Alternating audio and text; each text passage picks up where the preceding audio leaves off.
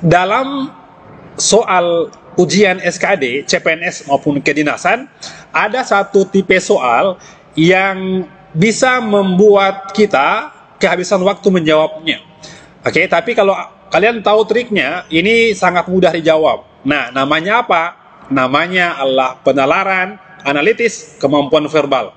Oke, akan saya berikan soal asli teman-teman ya, asli dari BKN tahun 2021. Simak videonya.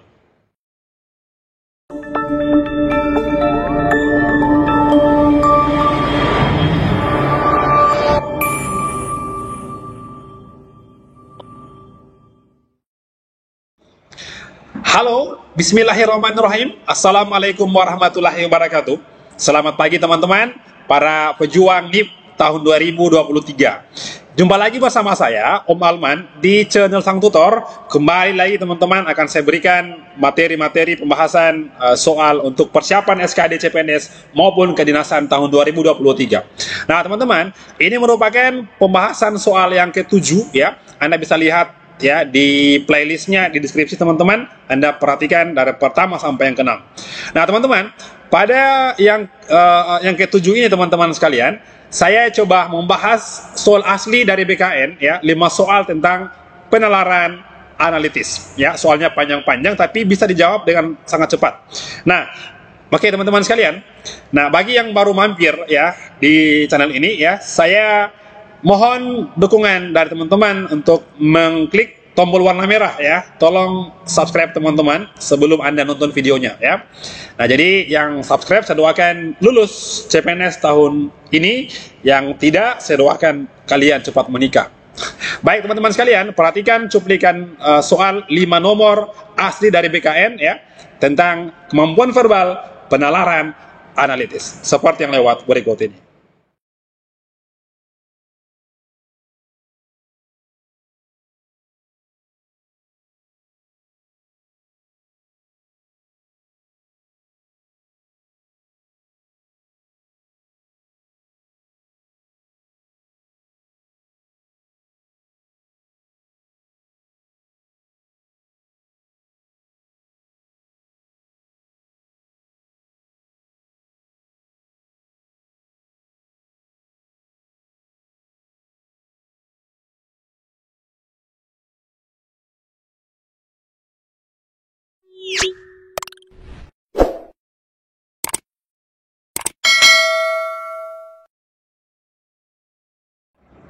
Nah, mari kita mulai, kita bahas soal asli dari BKN tentang kemampuan verbal penalaran analitis, teman-teman. Nah, ini mudah, teman-teman ya. Ini biasanya muncul di setiap ujian sekitar 2-3 nomor ya, 3 soal. Oke. Nah, informasi dari posisi garis mulai pada sebuah balapan. Oke, garis mulai ya, pada sebuah balapan. 8 mobil berada pada 2 kolom berikut.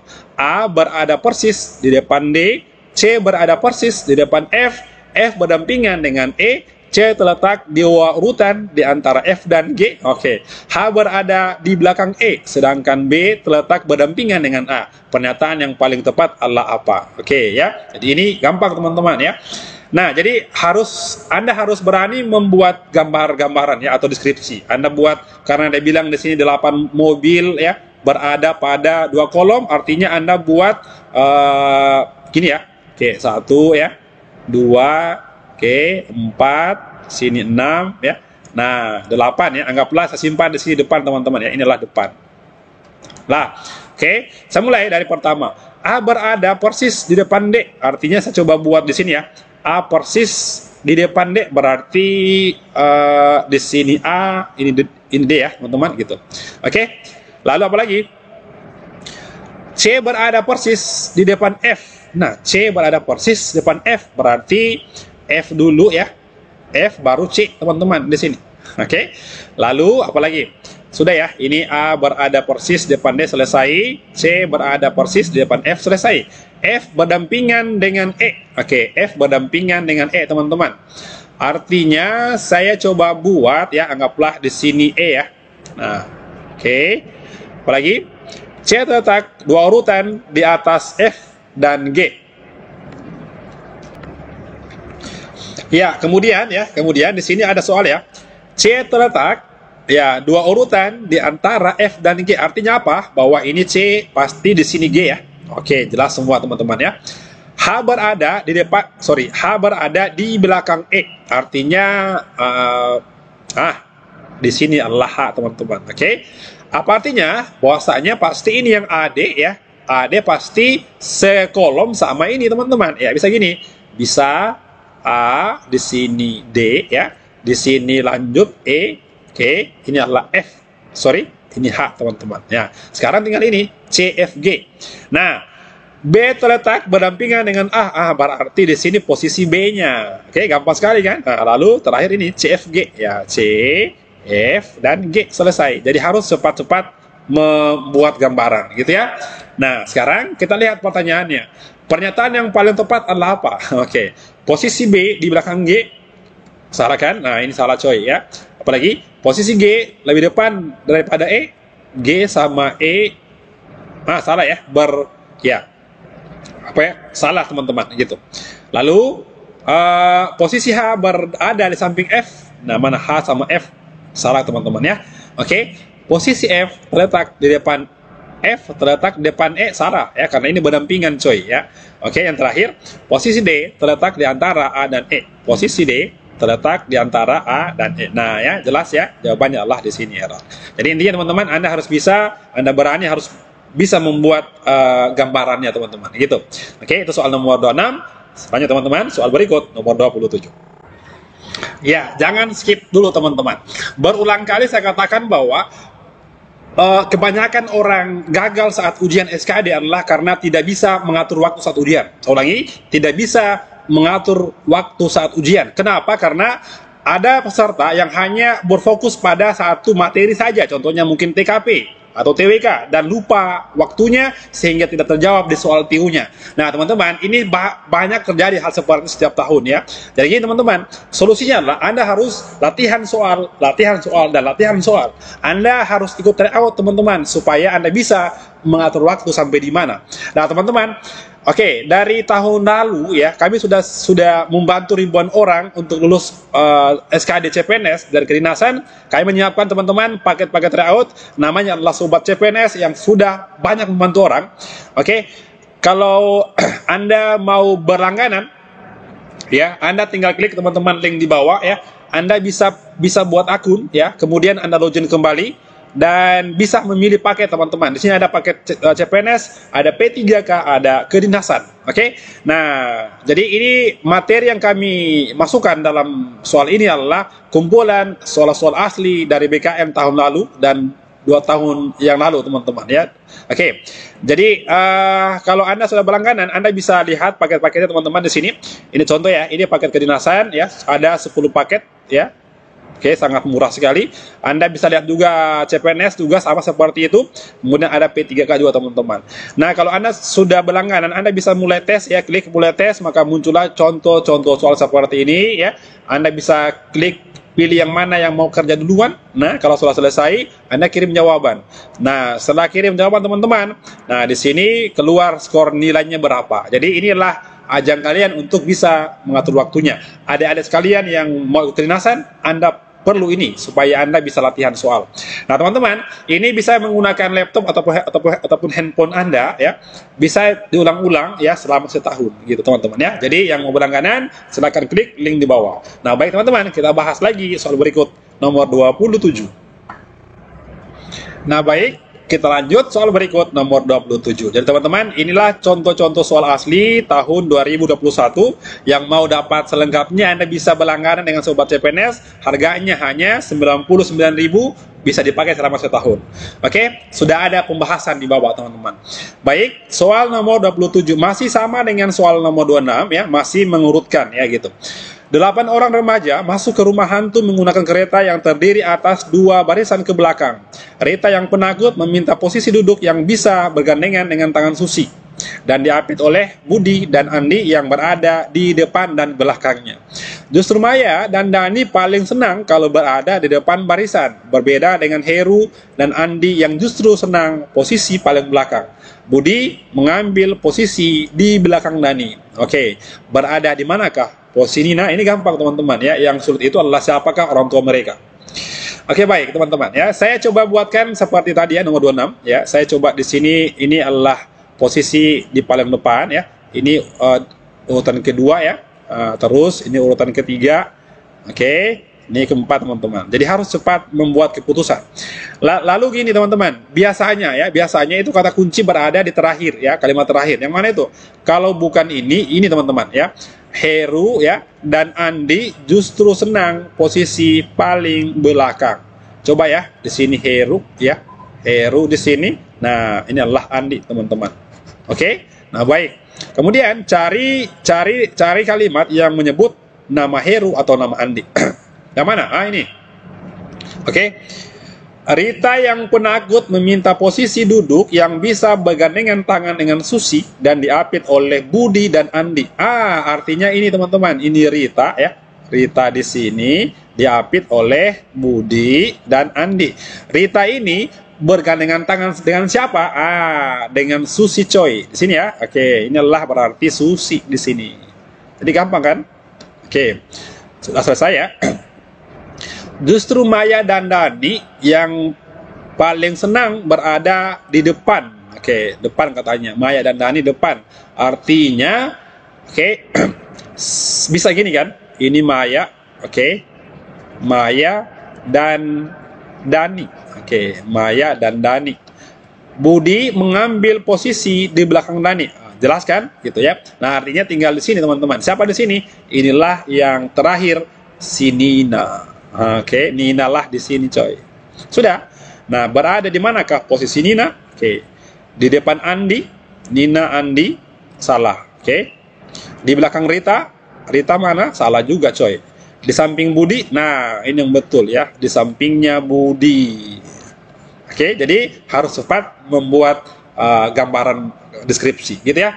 Baik, soal berikut teman-teman, nomor 28. Nomor 28. Oke. Polisi menyelidiki tabrakan beruntun, antara angkot, bus, sedan, taksi, dan sepeda motor. Ditemukan fakta bahwa taksi ditabrak angkot dari belakang, sehingga taksi itu menabrak sepeda motor yang ada di depannya. Sedan ditabrak bus dari belakang sehingga menabrak angkot yang ada di depannya. Yang terbukti menabrak terlebih dahulu adalah apa? Nah, kita coba buat lagi teman-teman. Ini kan jelas ya bahwasanya ini hanya satu baris saja ya. Oke. Taksi ditabrak angkot dari belakang. Berarti gini ya, saya anggaplah mau buat posisinya ke arah sana ya. Oke, jadi taksi tabrak angkot dari belakang. Artinya gini ya, ini angkot ya, angkot, lalu taksi di sini. Oke, jelas ya. Sehingga taksi itu menabrak sepeda motor di depannya. Oke, ini adalah sepeda motor. Lalu apa lagi? Sedan ditabrak bus dari belakang. Oke, sehingga menabrak angkot yang di depannya. Sedan, nah ini adalah sedan teman-teman ya, menabrak angkot katanya. Oke, ini sedan. Oke, sehingga sedan ditabrak bus ya dari belakang. Artinya gini teman-teman, ini adalah busnya. Oke, gampang kan? Nah, gampang sekali teman-teman ya. Nah, sudah jelas ya, yang terbukti menabrak terlebih dahulu siapa ya? Sudah, bus. Oke, yang bawa bus hati-hati ya, jawabannya adalah bravo. Baik, soal berikut teman-teman, nomor 29. Baik, nomor 29. Dalam pembagian tugas kuliah, ada 5 orang yang berdiskusi dengan memakai kostum yang berbeda-beda. Dodi memakai kemeja, Aldi dan Bintang memakai kaos dengan pendek, sisanya memakai kaos dengan panjang. Oke, Pipit dan Hari memakai sepatu, Aldi memakai sepatu sendal, sisanya memakai sendal. Oke. Dodi dan Aldo tidak berkacamata, sedangkan yang lain memakai kacamata. Siapakah mahasiswa yang berkacamata?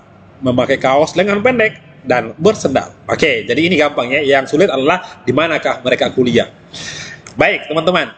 Untuk soal tipe ini, teman-teman, ini saya sarankan untuk kalian untuk menjawab soal dengan cara mencari yang salah.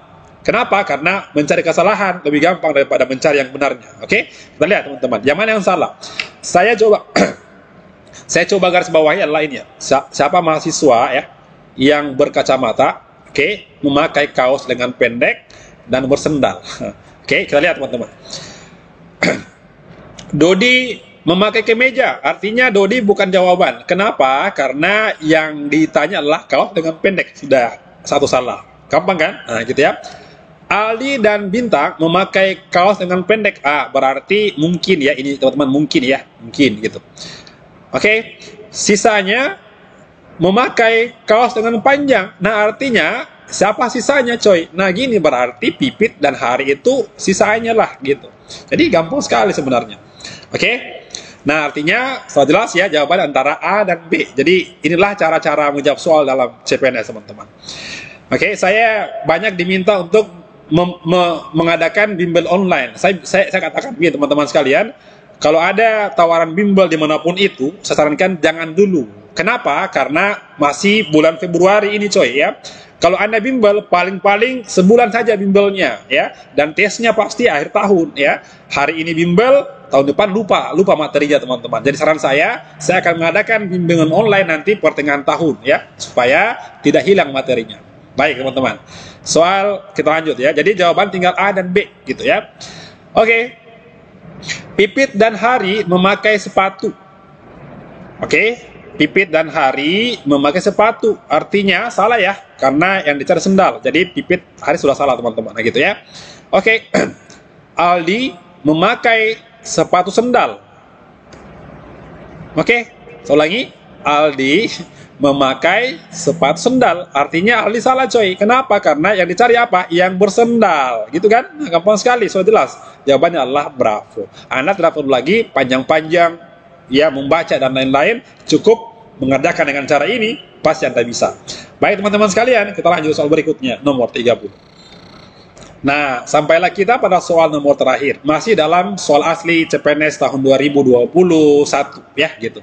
Nah, adik-adik yang juga ambil kedinasan ya, bentuk-bentuk soalnya sama setiap tahun dengan CPNS ya. Paling-paling apa namanya? Bacaannya yang dirubah, yang jelas bentuknya seperti ini semuanya. Nomor 30 teman-teman. Oke. Ibu Tari menyajikan 8 jenis buah-buahan di meja makan dengan posisi membentuk 2 baris. Posisi jeruk berhadapan dengan salak dan terletak di antara semangka dan mangga. Apel dan salak diletakkan bersebelahan. Mangga diletakkan berhadapan dengan pisang, dan di antara jeruk dan jambu ya. Di samping itu nanas diletakkan di sebelah pisang. Buah yang diletakkan di antara pisang dan apel apa teman-teman. Jadi kita buat ya. Ini anggaplah meja ya. Nah, ini adalah mejanya. Maaf ya kalau gambarnya kurang menyenangkan di hati. Saya coba buat ya. Ini posisi ya 1, 8 ya. 2, 3, 4 ya. 1, 2 ya. 3, 4. Baik. Nah, kita coba lihat dari sini ya. Posisi jeruk berhadapan dengan salak. Oke, artinya gini ya. Jeruk dan salak itu berhadapan. Sorry, saya buat di bawah ya. Nanti saya pindahkan ke mejanya ya. Jeruk dan salak ya berhadapan. Gini. Oke. Lalu dan terletak di antara semangka dan mangga. Oke, artinya ini salak ya. Salak. Ini jeruk. Lagi ya, dan terletak di antara semangka dan mangga. Ini semangka teman-teman ya, semangka, dan di sini mangga. Oke, lalu apel dan salak terletak bersebelahan. Apel salak terletak bersebelahan ya, kita simpan dulu ya, bisa sini ya. Mangga diletakkan berhadapan dengan pisang. Oke, ini adalah pisang teman-teman. Oke, pisang. Artinya apel dan salak bersebelahan. Nah, disinilah apel ya teman-teman. Oke, sudah. Oke, saya ulangi. Mangga diletakkan berhadapan dengan pisang dan di antara jeruk dan jambu. Oke, berarti jeruk jambu di sini ya. Nah, ini adalah jambu teman-teman. Nah, ya jelas ya. Artinya tinggal di sini. Oke, di samping itu nanas diletakkan di sebelah pisang. Nah, sudah jelas ya teman-teman. Ini adalah nanasnya. Sudah selesai teman-teman ya. Sudah selesai gambarannya. Sudah.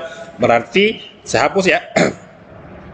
Oke, saya hapus ini. Tidak perlu berarti teman-teman. Sudah. Jawabannya tinggal dilihat yang mana kira-kira. Oke.